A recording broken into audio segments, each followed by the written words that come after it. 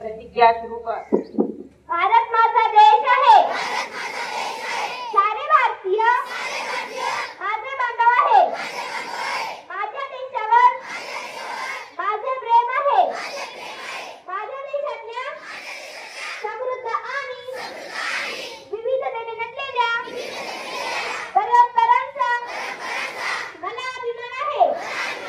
त्या परंपरांचा पायी होण्याची पात्रता माझ्या अंगी यावी म्हणून मी सदैव प्रयत्न करीन।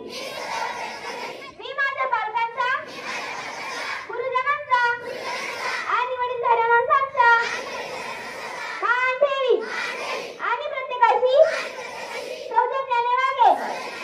माझा देश आणि माझे देशबांधव यांच्याशी निष्ठा राखण्याची मी प्रतिज्ञा करीत आहे।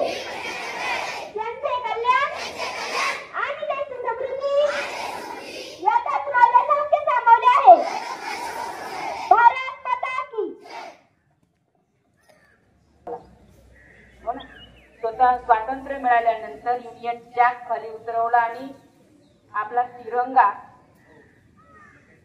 फडकवला म्हणण्यापेक्षा तो उंचावत नेला आणि मग फडकवला। 15 ऑगस्ट 1947 ला स्वातंत्र्य मिळाल्यानंतर ध्वजारोहण केलं गेलं। ध्वज फडकवणे आणि ध्वजारोहण यात फरक आहे। 15 ऑगस्टला ध्वजारोहण होतं आणि 26 जानेवारीला ध्वज फडकवला जातो। ध्वजारोहण ध्वज खाली बांधून वरती नेऊन मग फडकवणे आणि 26 जानेवारीला डायरेक्ट ध्वज वरती नेऊन फडकवणे। जेव्हा स्वातंत्र्य मिळालं तेव्हा आपली राज्यघटना लिहिलेली होती। देश स्वतंत्र झाला आणि भारताचे पहिले नागरिक पंडित जवाहरलाल नेहरू यांनी लाल किल्ल्यावर आपला ध्वजारोहण केलं। त्याच्यानंतर मग प्रजासत्ताक दिनाच्या दिवशी राष्ट्रपती राजवट अस्तित्वात आली। राष्ट्रपती म्हणून मग आपले भारताचे पहिले राष्ट्रपती डॉक्टर राजेंद्र प्रसाद यांनी संसद भवनामध्ये ध्वज फडकवला।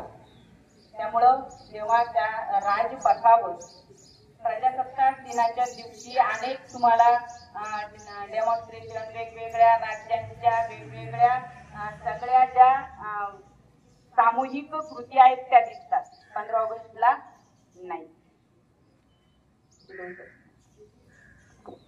खाली बसा, चित्रकलेचे नियम समजून घ्या।